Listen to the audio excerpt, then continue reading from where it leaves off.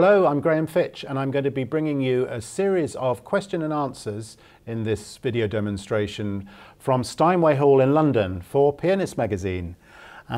We've had three that we've chosen today to look at, and Anne asks, I have been studying Chopin's revolutionary Etude for my final exams, and I'd like to ask about the weight transfer in the left hand's arpeggios. Does it make any sense to split each arpeggio into two parts while studying them, or should I be practicing one big movement from the beginning of each arpeggio until the beginning of the next one? So Anne is worrying about tension in her forearm here, and let's have a little look at the spot that she's talking about. I'm going to show it to you slowly first. That's the big wave. This is the small wave, two small waves, one big wave, small. Now what we've got to do with that, as soon as we start talking about weight transfer, we're onto semantic problems with what somebody might mean by weight. I'm not going to talk so much about weight transfer, but I'm going to talk about how to make that arpeggio feel good. Now, if I'm doing this with my fingers, it works all right at that speed. It's going to start to feel hard when I play it faster. I'm noticing that there's tension building up there. So what I need my rotary movements here, after my thumb, and after my thumb there. Do you notice how I get to the fourth finger? I feel a rotation between my thumb and my fourth finger, and another rotation between my thumb and my third finger. Now on the way down, there's another rotation there. So it's not so much that I'm worrying about weight transfer. What I am concerned about is freeing up this movement to happen so that when I put it together,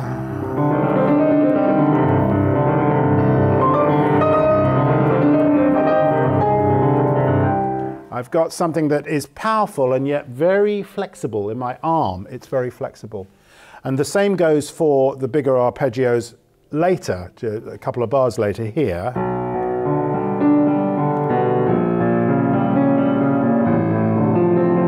Do you see the rotary movements? There, there.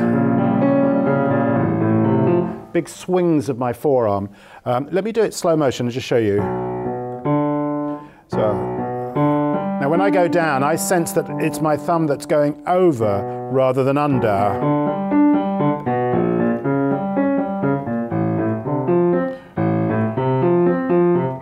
Do you feel that? Do you see what I'm doing there? Swing, big swings. I don't leave the keyboard. It's not a down-up movement at all. It's not lift. It's a rotation. So I hope that answers that question, Anne. The next question is from Simon, who says, I'm struggling to make Schumanns Trumerei sound good. This is the famous piece from Kinderzähnen. Whenever I get to the big left-hand chords, I either smudge them with a pedal or I break the line. I've watched pianists on YouTube and they make it look so easy. Can you tell me how it's done, please? I think I can, and it's a very simple and elegant solution to the problem, and it's all to do with coordinating the pedal with the left hand and holding on to the melody note in the right hand as you change the pedal. That's the trick. Let me just show you. I'll just play you the beginning.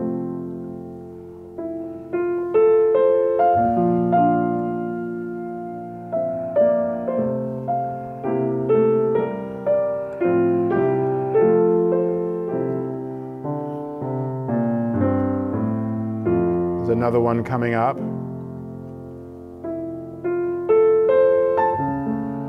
Did you hear that? I hung on to my right hand.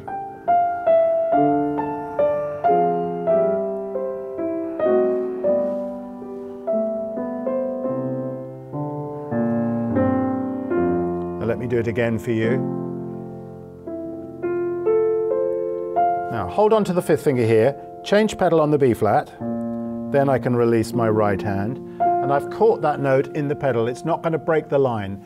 And because of that, I can take my time over the left-hand spread. No hurry at all. Let me show you. Probably wouldn't take that long over it, but I could if I wanted. Same with the next one. Here, you might want to time this rather differently. Let's say you wanted to do it as generously as that. You can, if provided you hang on to your pinky as you change the pedal.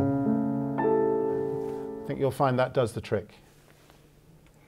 The last question is from Nadia, who is studying the Schubert Impromptu in A flat from Opus 90, and she says, no matter what I do, I can't get the right hand to sound even. I've tried practicing in different rhythms, which has helped a bit. Sometimes it feels okay, but it's not reliable and it's lumpy under my hand. Right, let's have a little look at it. This is the piece that Nadia means.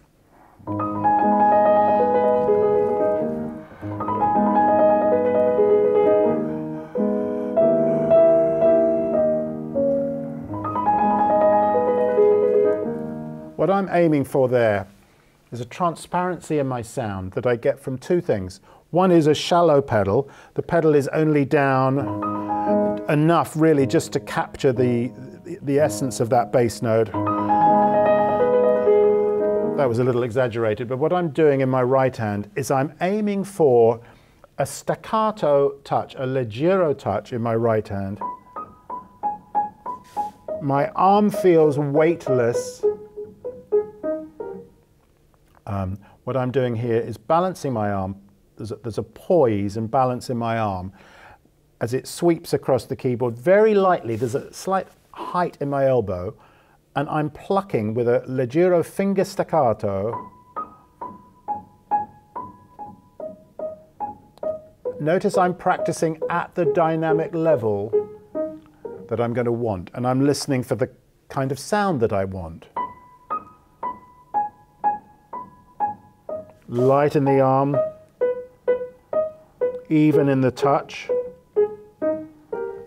Now, having developed that, I'm going to start now grouping in pairs. So I'm going to play two notes quickly at the tempo, at my full tempo.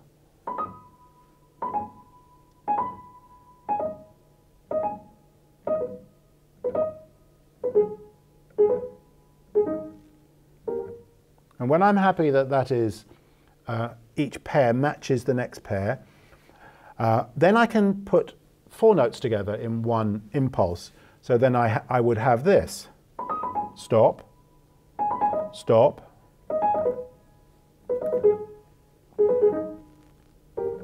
Now, that's grouping from 1, 2, 3, 4, 1, 2, 3, 4. Supposing I were to group 2, 3, 4, 1, 2, 3, 4, 1, then I would have this. Play my first note, and then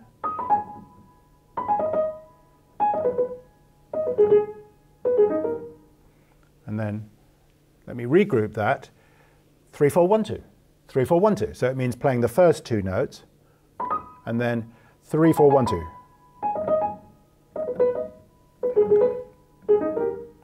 I've got one more, I think, to do. 4, 1, 2, 3, 4, 1, 2, 3. So I'd start off with 3 notes, and then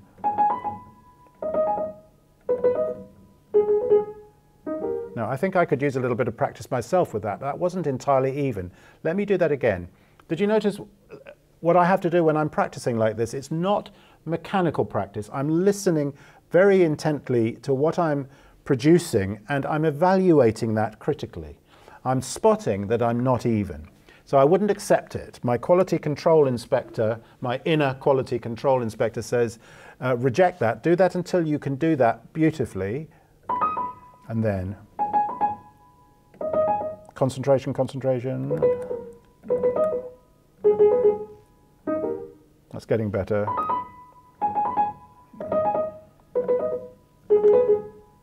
Now I'm happy with that. It took me 3 goes.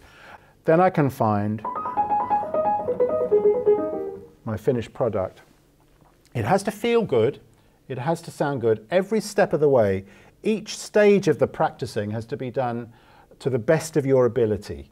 And I think if you practice like that for a few days in a row, So in other words, do the same thing the next day, do exactly the same process the day after that. You'll find that you get a real reliable control of the type of sound you want in the right hand. So I hope those question and answers, or my answers, have helped address your questions, and please do keep sending me your questions via the magazine, and I look forward to seeing you again soon.